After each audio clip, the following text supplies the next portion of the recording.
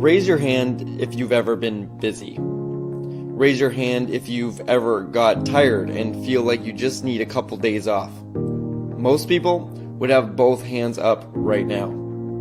That's our world, fast-paced and income-driven. That's why we get caught up in our own lives so often, and that's why it's understandable when most people don't focus on worries that aren't their own. So what makes someone become a humanitarian?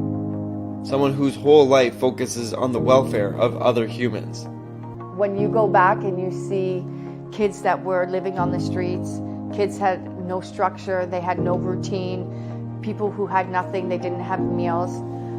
When you see that they're all of a sudden they're waking up, they have structure, they have something to do, they have a meal in their belly, their life changes completely. They like I said, their self-esteem changes, their self-worth, their ability to know who they are in the world and what they have the potential of becoming, you know, to give that hope, to give that dream, and then to watch people actually use that to do good for themselves and others it's amazing. It becomes an addiction. And with Serena's help, we'll find the meaning of life to a humanitarian.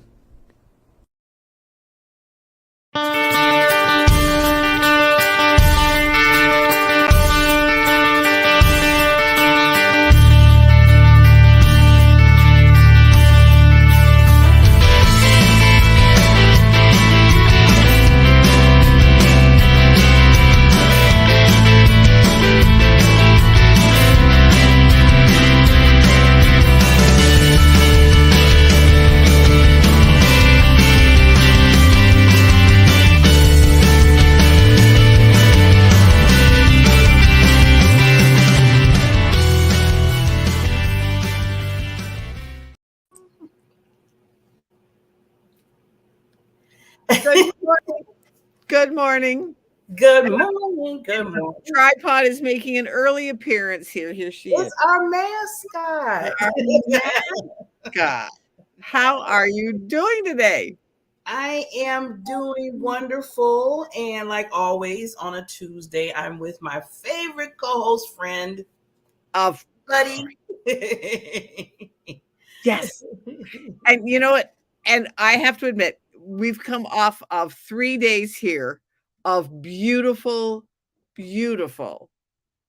just those fall, Indian summer days. And it has just been such a nice to just to actually still be able to sit outside. So it has just been gorgeous. So it's been very, very fun and very happy. And just, you know what? Sunshine makes me happy. And then that's why we talk about happiness, because why we talk about happiness, a smile is the nature. The nurturing. Nature. So sorry, and being out there and really being able to take it in right now, because it's fall. You never know where the weather's going to go, and so we far, it's really nice. We know the solid sunshine is coming, and it's like. Like in my growing up, we always had sunny days. I think I've told you this before, but we had, sunshine, and we had liquid sunshine, and we had solid sunshine. And but I swear that's part of why my dad lived to be 102. Because that's how he pretty much approached every day. Every day was a sunny day, and he chose, and that was long before he just was always that way. He chose, it was like, today's a good day. Yeah. And see, just right there, like you said, Barbara, makes a big difference is your attitude and how you, do things, routine. And, if you wake up upset or worried or whatever, then, of course, that's going to really get into everything else of your aspects of life. Your health, your spiritual, everything. And I love what your dad did is he's like, I'm going to take every day and just, this is what I said. Enjoy today. And the thing is, it really is a choice. Yeah. And because every event, and I mean, every event is neutral. Mm-hmm. It's how, because look at the divide right now that's going on in the country. You're either pro this or, you're either pro or con. And some people, depending on, but each event within themselves is neutral. It's how you perceive it on both sides of it. Yeah. You can have zealots on both sides of any issue, and they both think they're right. How can you not think this way? Well, how can you not think this way? Well, because you don't. but the event itself is neutral. It's what the meaning is that you put on it. Those are the things that impact your happiness. Yes. And I'm glad you're bringing this up, because I know your mission is, to make happiness the norm. So this is one, maybe we can talk about different techniques and ways and tips to do that, because it's one thing to say that. And then other people ask me, they say, well, Barbara, I know you and other Barbara talk about, that's the mission. You talk about just a little bit, in the beginning or end. So how do you do that? Because sometimes it's not that easy to make that happiness the norm. So I was thinking, I said, ooh, that'd be good to give some tips, every time we have a show. So, well, okay, then a tip for today. Tip. One of the things that your brain, a little lesson first. Your brain cannot think about two things at the same time. So I'm sorry, people, but you cannot multitask. You can think you're multitasking, but your brain isn't. It's so split second. You think that it is. However, so when something is upset and you've got that monkey brain where your brain is going around and around and around and around, you can't stop. Okay. One of the exercises that I have my clients do is count their fingers. Oh, that's so you put your hands in front of you, just have your hands in front of you, because you have to make sure that you have touch. Our sense of touch is so important. So like if you're sideways, it doesn't matter how you are, but now you're going to count 1, 2, 3, 4, 5, 6, 7, 8, 9, 10, and then continue then go back 1, 2, 3, 4, 5, 6, 7, 8, 9, 10. So, Barbara, what were you doing? I was thinking about counting to 10 with my hand. So what were you not doing? Well, nothing else really was. Your brain can't do two things at one time. So when you are in the throes of do that. Do the 20, or if you're in a meeting, you can't do that. Say you're in a meeting, count your fingers. 1, 2, 3, 4, 5, 6, 7, 8, 9, 10. Go to 20 if you have to, 30, 50 if you have to, if it's a really big thing, because your brain can't do two things. So you have to, it's like you have to interrupt the pattern, because once you interrupt the pattern, your brain will settle down. And it'll go from being in your survivor brain, which is where the fight and flight comes from, or it'll go into what we call the PQ brain, which is your sage brain. That's where you can be calm, cool, collected, and go, take a breath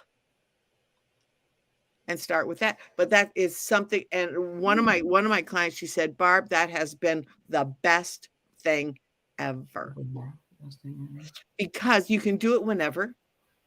Nobody knows you're doing it. Or if they see you doing it, they think you're just having a nervous tick. And so what? You're just playing with your fingers. It's like somebody, and you can make it into anything. Like sometimes you'll see me playing with my earrings. Yeah. It's to calm down, or just to let your brain get back into thinking clearly.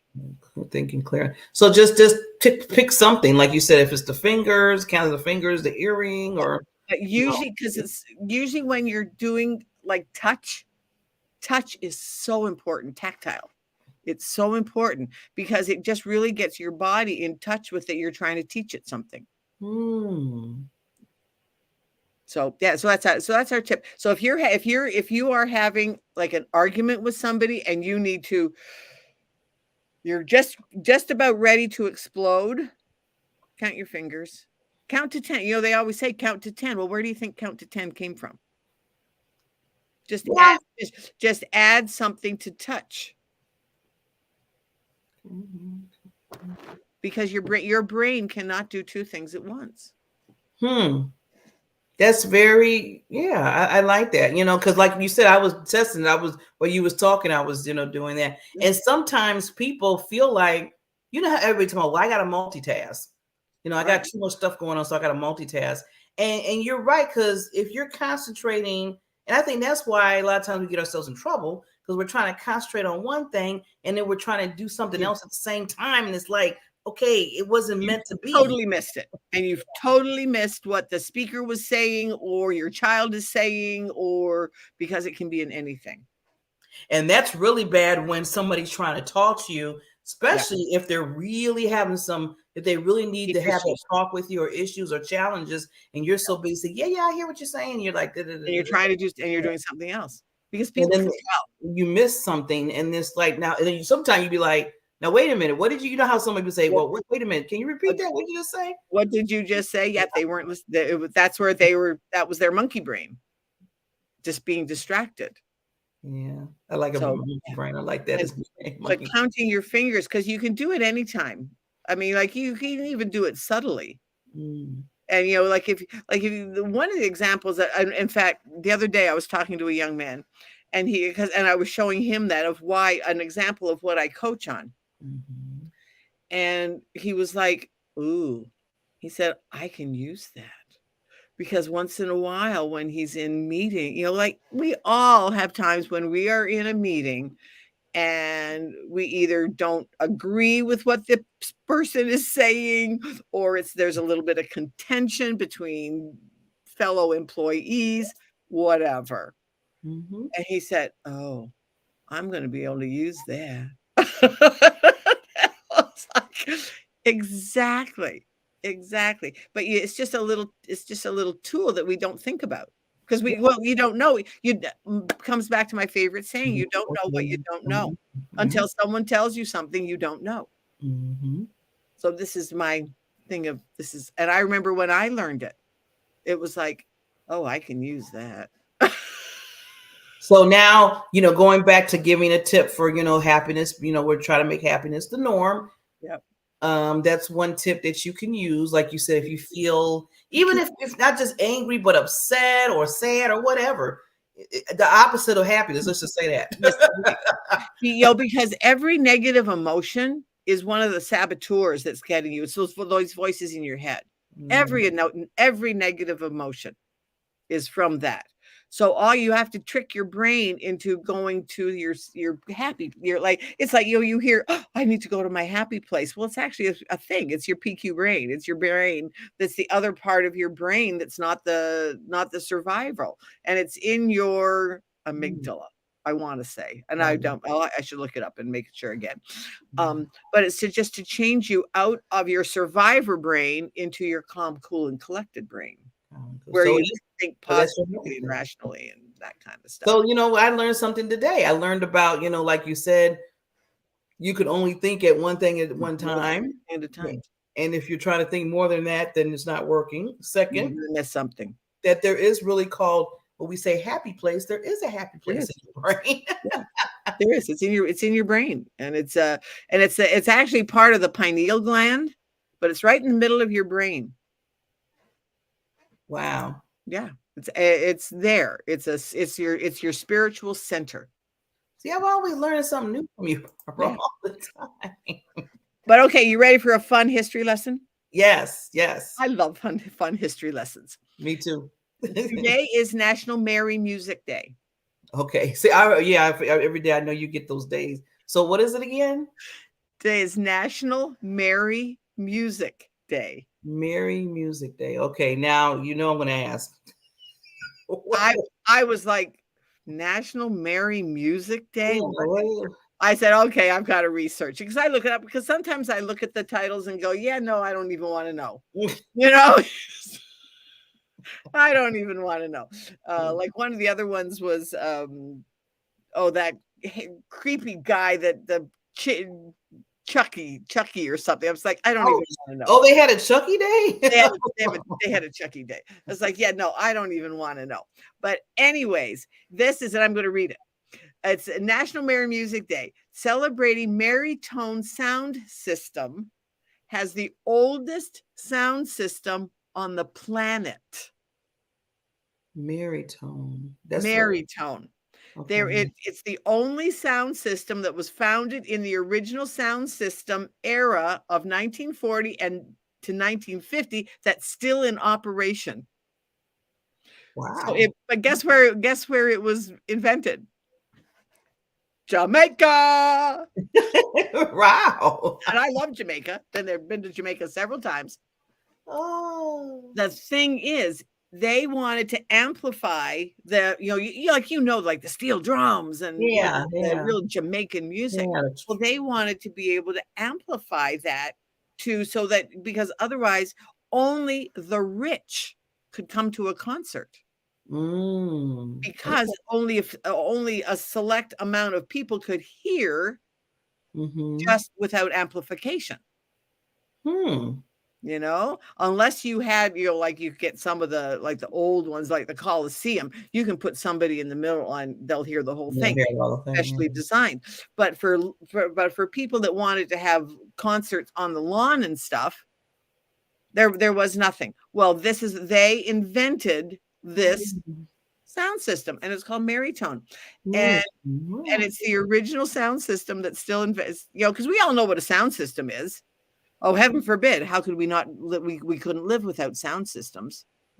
I mean, this is part of a sound system. Yeah. You wouldn't hear it. I wouldn't hear it talking. We wouldn't be able to have good sound quality and to amplify it. And now unless you have like a natural amplifier, like Red Rocks, that's a natural amplifier. They hardly need they don't need much amplification. I mean, there were concerts there way back before, because it was a natural theater.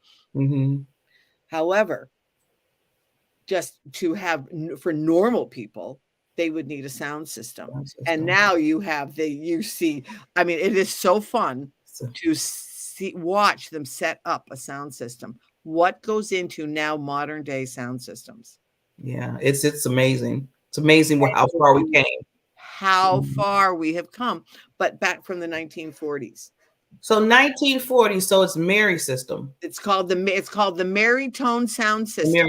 Merrytone sound system, and it's the oldest sound system on the planet, and it's still being used. They still use it. They still use that type of thing. Well, what's tripping me out is when you said it's the oldest system on the planet, that way it was just created in 1940. In 1940. So before before that, you didn't have sound systems. You could only do natural. You could only do, and so what it was is that only rich people came to outdoor concerts because you couldn't hear. Wow. But now, I mean, like you have people that stand outside stadiums to listen to the concert, never go in, because you can hear, because the sound system is so good that you can hear. I was about to say, I know the stadium, the people that sell the tickets and stuff is not too happy about that. Because they're like, wait a minute, we want you to buy a ticket. We want you to buy a ticket. Not outside listening to it. You can't have it both ways. Either you have a really good sound system, so then the people that, and I have to admit, there have been times where I have done that. Let's sit outside. Let's bring a chair. We'll sit outside. You can still hear. Well, I have to. I mean, and I mean, why do they call them tailgate parties? You can sit outside and have a tailgate party, listen to the concert, and you're still having fun. But because sound systems have really, I mean, now a friend of mine, he works for, and I don't remember the name of the company, but that's exactly what they do. They have semis pull up and they put up the sound systems for all these, different. big concerts. Yeah, because it takes that's the job of its own. Yeah, to put all that together. I mean, To put it all together, and I was just thinking about when you said sound system. All of a sudden popped in my head was at the Super Bowl. They have the the main. Well, to me, the main event of the Super Bowl is the concert. It's the concert, exactly. Yeah, everybody's like waiting to see whoever they who's going to be the halftime entertainment. Halftime, yeah, and it's amazing how they just put all that stuff together so quickly. At a certain minute, they have to do it. Then they got to tear it all down. Yeah. I know. I think I told you I was just at the event that I went to in August. We helped set up some of it. I mean, we brought in a lot of the equipment, but the techie guys, they had to make sure that it was all, because everything has to be exact. Mm-hmm. This goes with this. This goes with this. This goes with this. And so some of that we couldn't help with, but we brought it all in. But then taking it down, it was like, how did they put all this together? And it all worked. Yeah. Just the audio visual guys. I mean, kudos to them. Yes, you got to give kudos to them to be able to. I mean, because they start planning these events months ahead of time, because they have to know exactly, depending on what instruments are there, what mics are needed, the dimensions of the room, all of those things go into having an efficient sound system. And some places do it well and some places don't. I remember one time I went to, I'm not going to knock them. Went to a play. We could hear everything, but we couldn't understand it. Oh. We could hear the sound, but we couldn't understand the words. Yeah, that's not cool either. And it was like, okay, obviously whoever set up the sound system didn't check. And it wasn't like we were in the total cheap seats. We were maybe about halfway up. And we were like, are you having trouble understanding what they're saying? And it was like, I said, oh, I'm glad to see. I mean, I thought it was me. Yeah. And then all of a sudden we like, can you understand? Yeah. Can you understand? Yeah. No, we couldn't. We could hear the sound, but not hear any of the words. Wow. See, now that's sad, because it's like, okay, now, especially if it's a play or, Yeah, well, it was a play. It was a play. And so we could hear the music, the crescendos were beautiful, but we couldn't understand the words and couldn't hear the voices. So obviously whoever did that didn't do it correctly. Didn't do it correctly. And and that happens. And and that can happen in any. I remember, hey, I used to be a bartender. And one time a friend of mine called me up and said, gee, Barb, will you come and help us open up the new restaurant? I went, okay, sure. How will set up the bar for us? I said, okay. Well, I got 10 minutes into being there and I went back to him. I said, Tom. Already I can. Who did you have set up this bar, create this bar? He said, well, it was the contractor. I said, Tom, was he a bartender? He went, no. I said, did you call me before you did it? He said, no. He said, should I have? I went, yes. It was totally inefficient. Totally inefficient. And it was like, because they just put the stuff in. And no thought to what went with what. No thought of it, yeah. Because they didn't understand. Because they didn't understand. So obviously when this play was the person, maybe they were new, we don't know. We never did find out, but they did hear about it, that, and I'm trying to think. I don't think I asked for my money back, but it was just like, oh, this was like, it would have been, yeah. This was not good. It wasn't a good experience, and and a pretty famous place. So it was like, but things happen. Well, yeah, things happen. Yeah. So that was kind of it. So it was just a fun thing. So today's Merry Tone Day. Merry Tone Day. Merry Music Day. Merry Music Day. And I just thought it goes along with being happy. Happy. I'm glad. So these are some good tips, everybody. So please, if you see the replay, understand touch is important. Calm you down. Get your mindset One focus, focus, Count your focus. finger. And also everybody knows that there's a happy place. There's really a happy place. There So you really say, I'm going to my happy place. Go to your happy place. So I want to go to our happy place with Yeah. our guest today, Mary Elaine, right? Mary Elaine, yeah. Mary Elaine. She's going to take us to a happy place because it's wonderful to have her on the show. But we got to make the sponsors happy, and then we'll be right back. Perfect. When you do nothing, nothing happens. Best time to take action is now. This is the time to work on you and your business. So I've created a group, An online academy for professionals and entrepreneurs. Power Partners will help you to start helping yourself. Helped me change my life and my business. Not a Toastmasters, it's not a BNI, it's not any of these, but it is. So it's all this stuff in one place. Get the results that you deserve right now. So what are you waiting for? Let's make it happen. See you in Power Partners. Good morning. Good morning. Hi, Mary Elaine. How are you doing? I'm doing fine. I don't think I can match that Mary tone system. I don't know. I can't follow that. You know, I don't sing or dance, so I'm sorry. That's just not in my. But I can remember one time the sound system went down. Mm-hmm. And this poor speaker was trying to speak into one of those big carrying a megaphone. And it was like, oh, it was just, it really was funny. But I mean, I have often thought, like you look at old movies of like back in the 1800s, you know, and they were have the presidential train come along and they're doing an address. How did people hear? They didn't. Only the rich people did. Right. Because they were the ones that could afford to be close to the front. Yeah. And that made total sense. I went, oh, that makes total sense. Yeah. You know, keep us little people in the dark. Yeah. And you know what? I think things are created. I was just going to say, I didn't mean to cut you off, Barb, but it's interesting how things are created in which you find out, you know, why things are created to make it better for us. So yeah, and Mary Elaine, you do have a good system because, like you said, our mics.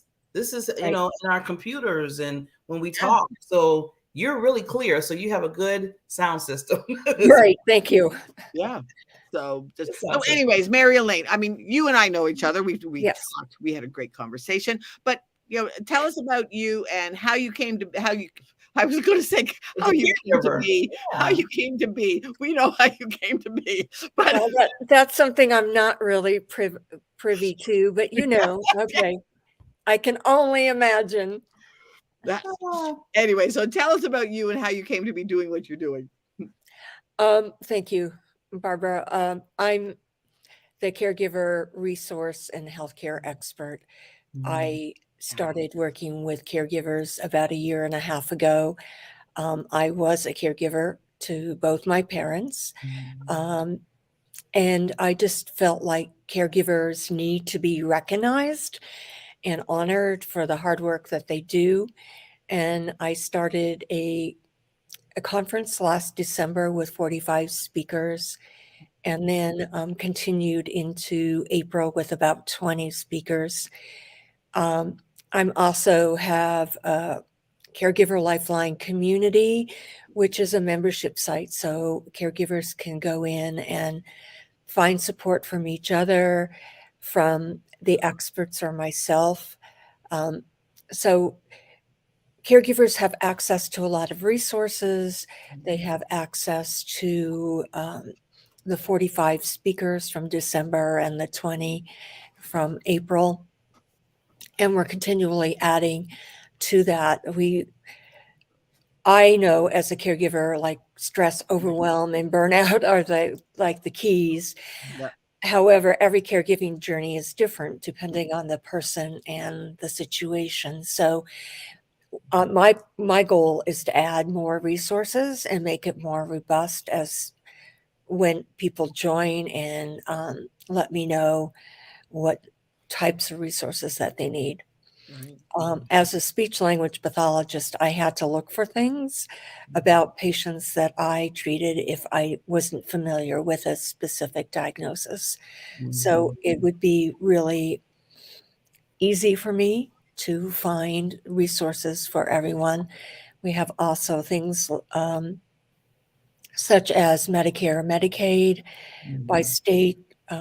Here in Colorado, they have a senior blue book where they list like the independent assisted living in memory care units, long-term care facilities, adult daycare, and group homes, and they kind of rate them. So at least you have an idea of where to start if you're needing that information. It's also in about 10 to 12 other states as well. Because I think that's what happens so often. Is like with I took care of my husband for 2 years, and Right. and sometimes you don't even sometimes with me I had warning that I was going to be a caregiver, but sometimes it gets thrust on you that all of a sudden you are just now, oops, you're the caregiver, Mhm.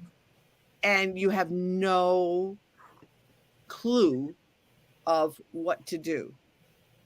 Like I had to learn so many things, and luckily I had a really good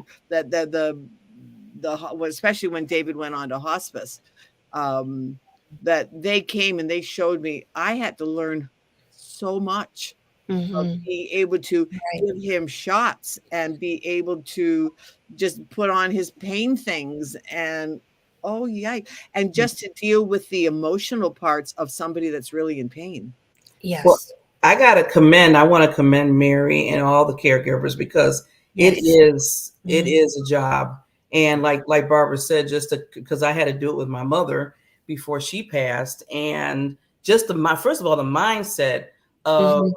you have to Yes. sit there and say, okay, I got to just really change here quickly, because like you said, it wasn't like somebody said, okay, Barbara, now you're going to you have to take care of your mother and you got to do all this. Oh, then you got to find out the different ways of, Right. what's out Right. there, just like how Mhm. Mary said, different vehicles and stuff. And I didn't know. I mean, I had to learn all that within a matter of really minutes because of what was Exactly. going on in her life and her health. Right. So that's why I commend every caregiver that takes care of, not just the elderly, but also people that different health issues in their lives. Right. So because I some people think that it's just when they hear caregiving, they think just elderly, and I'm like, no, it's just It's not not. elderly now. No. It's more than that. Yeah. It's like a friend of mine, she just came over yesterday, and her son is autistic, severely autistic. Mhm. And I said, well, just how old is Matthew? And she said, oh, he's just turning 40. 40 years she's been taking care of him. And Yes. Right. I'm like, wow. We have no concept of the things of going through what it means to be a caregiver, especially a long-term caregiver. And I took care of David for 2 years. Mhm. Oh, I think, oh yeah, I can't imagine what she's going through, and it's been for 40 years. I know that is so true. There is a wide spectrum of caregiving that could be from birth all the way up to a senior. I'm just trying to focus in on like those professional women 50 plus in the sandwich generation who are still raising a family, working full time, and caring for a parent or grandparent.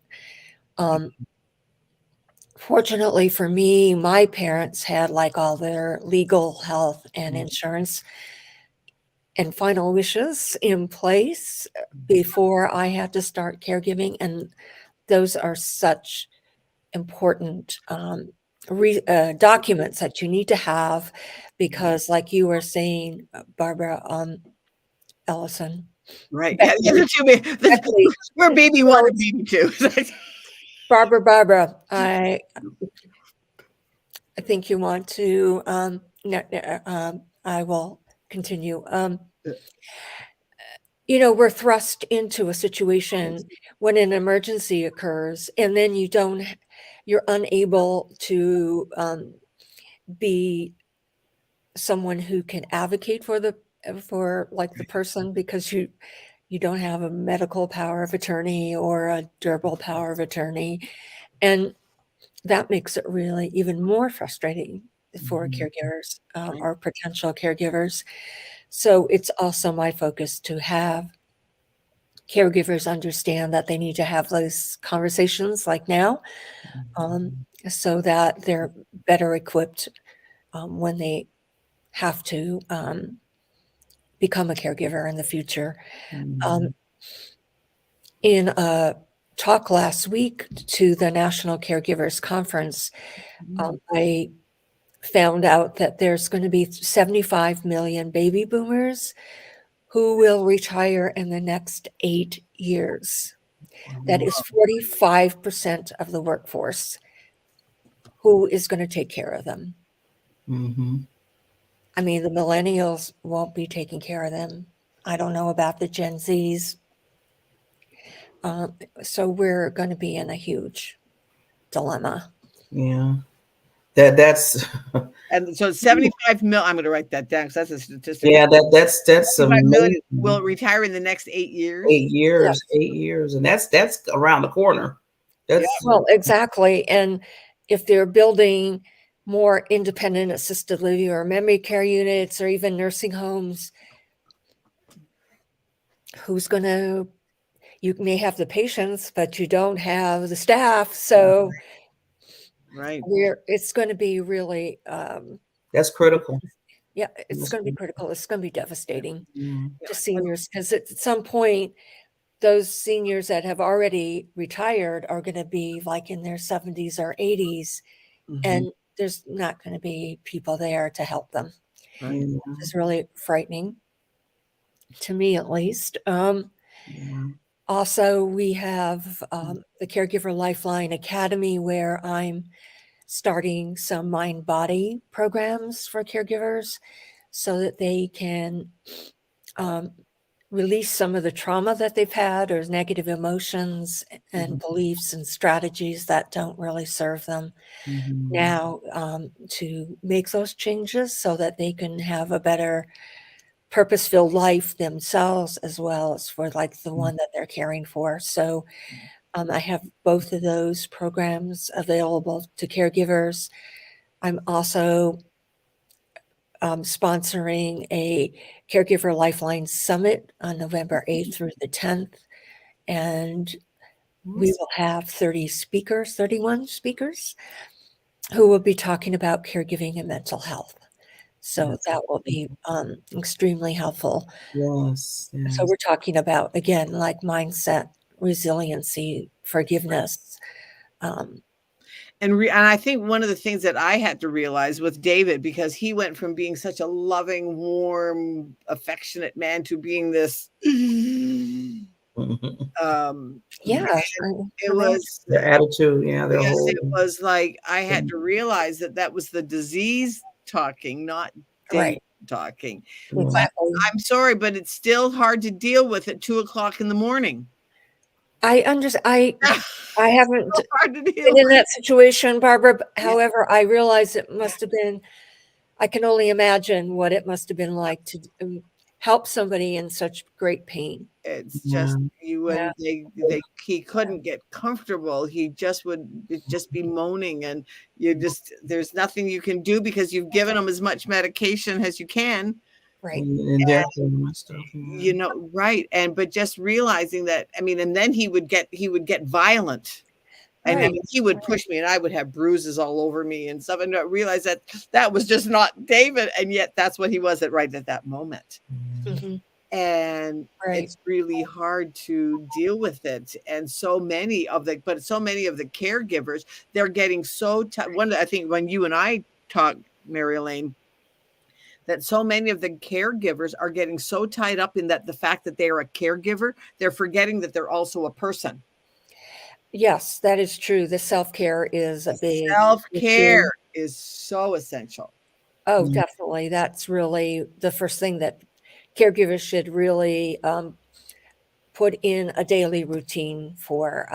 It should be organize your routines, but put in the self-care because you need to take like an hour or so to, journal, do something that like walking, gardening, reading, making doctor and medical appointments for yourself, or just calling a family member or a friend, but it's some caregivers feel guilty for doing that. However, it's not about guilt or shame or inability to caregive. It's so essential Right. for Because you you to because have. you Yeah. can't Yeah, 'cause give somebody else what you don't have yourself. If Well, you're yeah. And then when you think about it too, I mean, some people you have, okay, the people that want to be a caregiver, Mhm. that's what their livelihood they want to do. Right. Then you have individuals like myself, I'm going to say, and probably like Barbara, that we didn't want to be a plan on caregiver. It was like, didn't plan on okay, you're the caregiver now because now Right. you have a parent or a husband or a wife or whoever Mhm. that you have to now take care of. It's like, Right. here you go. And Uh-huh. then you have to switch, like I said, going back to that mindset. And then for me, for my mother, I think the part of it when I was seeing her from when she was, raising me, and I got older, she got older, and she was a strong woman that would just take charge in life and just, I called her a badass basically. And then to the point now, she's so fragile that she couldn't even raise up, or she couldn't even go to the bathroom without, some. And I was like, wow, my mind had to shift because I Yes. was so used to seeing this woman, doing all this. And then now it's like, okay, now I got to make sure you're eating or make sure that you're moving the right way or you don't slip and fall. She slipped and fall 3 or 4 times. And Right. it was like, okay, she slips, that's it. She broke her ankle or, because she was Exactly. fragile. So I was like, wow, it's just like taking care. I mean, in my mind, I was like taking care of a child. you're back to taking care of a child. Right. And then still making sure that they didn't feel like they was a child. Because, she would look at me in my eyes and be like, I feel so bad. I feel like, I'm taking your life. Because she would think of me as, she was taking my life over because I had to take care of her. And she said, I used to be able to do certain things. And I can't do anything. You got to do everything for me. So it was that turmoil. I mean, going back and forth and telling her basically, it's okay. I'm here for you. And you're still, strong, but in a different aspect. And that's right there takes a lot right there. Yeah, It does. and that's why I think it's so important. That's why I wanted to have Mary Elaine on because we don't think of caregiving. You can get put into that role at the drop of a hat. Oh, definitely. The drop of a hat. Because one of the statistics that I tell people is that because I work with people who are coming up to retirement age, is that so often so many people have no idea of who they are within what they do. They're so tied to their title that when they retire, they don't retire well. Well, when they retire well, that's what happens. Lots of times they'll have a stroke. Yes. Something will happen that they go, and now they need caregivers. So now I'm going to use it. Now we have 75 more million Americans that are going to retire in the next 8 years. Yes. What are we going to do with them? We need to start now, which is where I come in. Let's get you so that you're more physically fit, get your nutritional levels up, but then let's work on your mindset of what to keep you active. You're not just going to come home and sit down. Right. I agree. So it's just, and it just is like, all right, we need to get the word out here. There are ways. And Mary Elaine is really getting the word out through the seminars and the speakers that you're bringing in, and the summits. I mean, it's needed because just what you're saying today, Mary Elaine, about in 8 more years, I didn't even, I wasn't thinking about that. And I was like, wow, oh my God. It's already, I'm thinking in my mind, okay, what do we got to do? We got to do something, to get this, right. Because I would hate to see like you said, we're getting older. And then like you said, what they say, the old saying goes to put out the pastor. I mean, I hear a lot when you talk about, older people. And I was like, no, we're still here. We're still needed, Exactly. I just met someone last week during a retreat, and she and I really want to start advocating for caregivers. So I think the talk at the National Caregivers Conference last week for me will give me more credibility, so to speak. So we're thinking of putting together either a foundation or a nonprofit or some other viable institution where we can do the advocacy and start giving, like the legislatures in various states and even to Congress, that, you know, we have all these, that's 45% of our workforce. Where are they, or where are we going to get the support for these people who really, really need it? And that's the reason why I have spent so much time doing a lot of mind-body work, so that I can help caregivers understand, like you were saying, Barbara, about, yes, sometimes we resent being a caregiver because we never intended to be there. And I think just giving them the resources and having them reclaim those resources that's within them, they can see and have a better way of looking at life and the situation that they're in, so that it becomes a more rewarding caregiving journey for everyone, both the caregiver and the person receiving care. So it's just really important to me because, for example, with my mother had Alzheimer's. Right, mine too. And my father was in denial that she had the diagnosis, and she was doing fine for 3 years. And then she fell twice in a row. And she fell and broke her collarbone initially, went to rehab, and when she just barely returned home when my parents were coming to visit me. And as Dad was closing the back door, Mom again fell in the driveway and broke her pelvis. Ooh. And back to rehab. And at that point, I asked Dad to put Mom on a memory care unit until we could decide how we could bring Mom home with 24/7 care. So my nightmare was that my father initially was taking Mom home without me knowing it. He had a friend build a sharp ramp outside the front door. So if Mom attempted to go down that ramp with her walker or was unsecured in her wheelchair, I really don't want to think about what could have happened.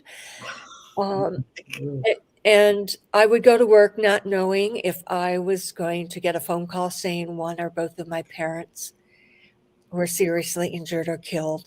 So my nightmare occurred 2 days before Christmas when I had to go to court with Mom, my attorney, and Dad's attorney. And the judge could obviously see that Mom needed a lot of support.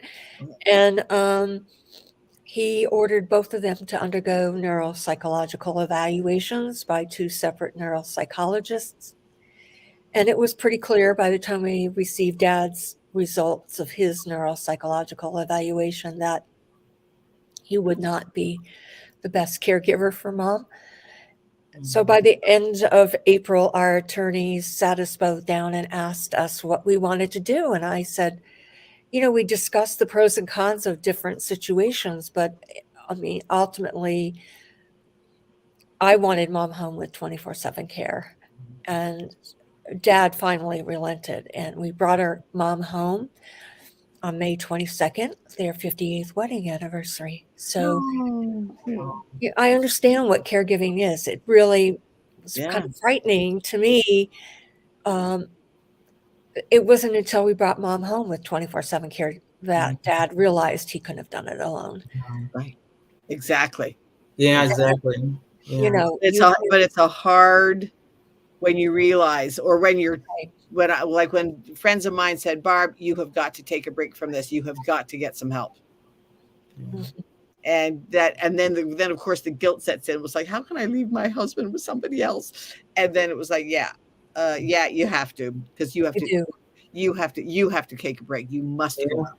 Yeah, I had to wind up for my mother, bringing people in, you know, for the cleaning and getting, you know, fixing food and everything. I mean, when I found out she tried to cook rice 3 or 4 times and burning up almost the whole unit, I was like, oh my God. I said, no, this okay, we're done. Yeah, we're done. We're done. This is cooking. Something has to change. Yeah.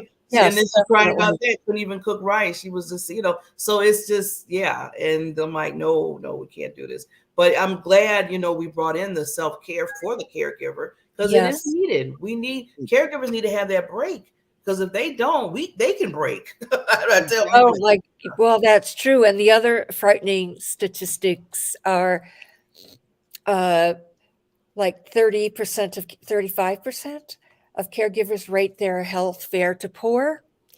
40 to 70% of caregivers have clinically significant symptoms of depression. Ooh, wow. Wow. And if that isn't frightening about caregivers being burnt out, stressed, and overwhelmed, it isn't a surprise that 30% of caregivers die before the one that they're caring for. Yes. Oh, It's wow. not a surprise. Oh, wow. They'd either die before or they die shortly Shortly thereafter. after. Because of all. Exactly. Yeah. So it's a big problem Mm. that needs to be addressed. And that is why this friend and I are establishing some way to advocate for caregivers because it is so critical.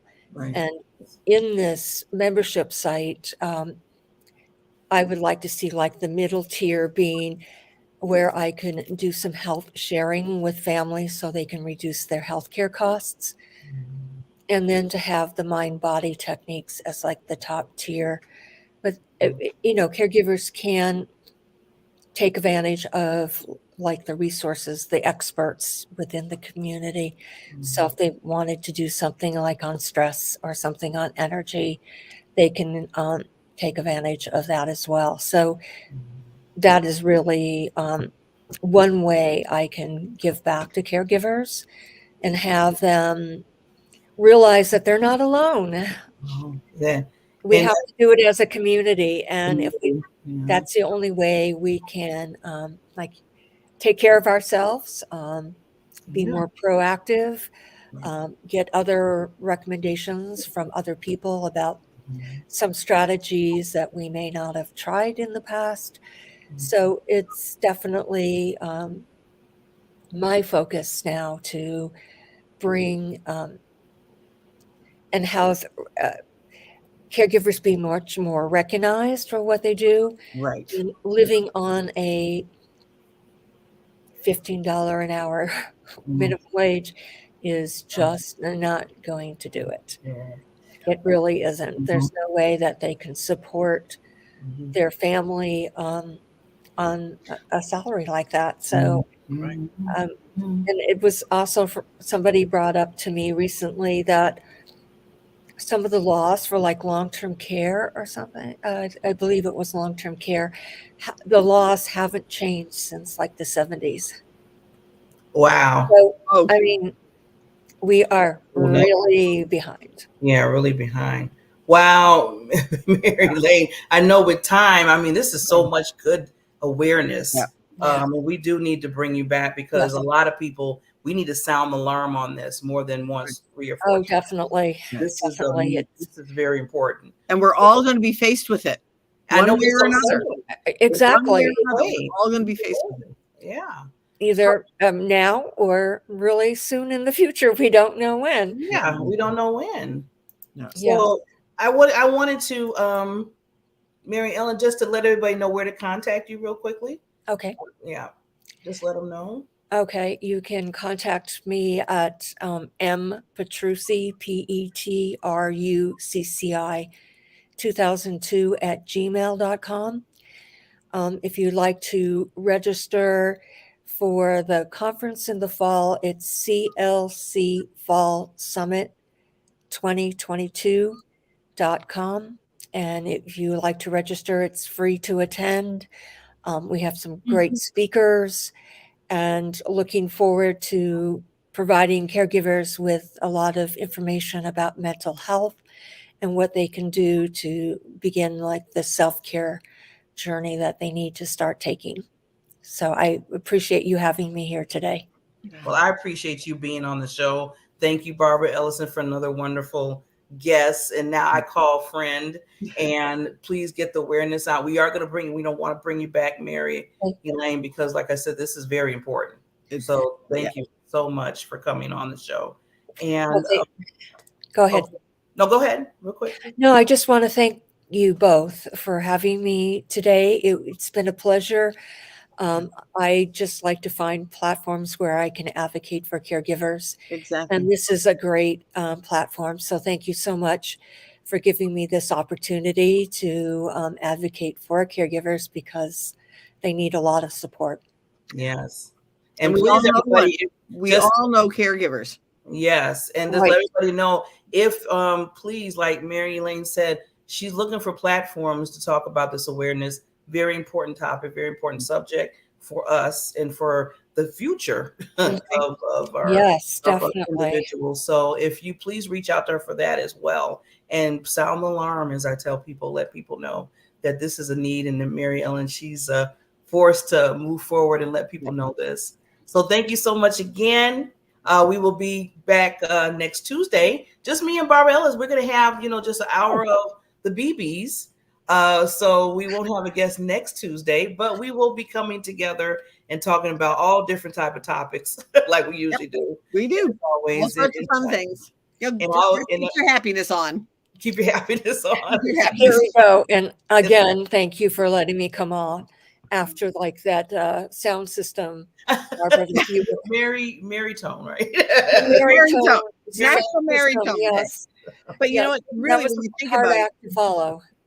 Yeah. So thank you so much. If we didn't have Mary Tone, we wouldn't be here, because that's what I'm saying. Yeah, because of the mic. Yeah. So we'll see you all next week. We'll see you next Mary week. Tones. Thank you.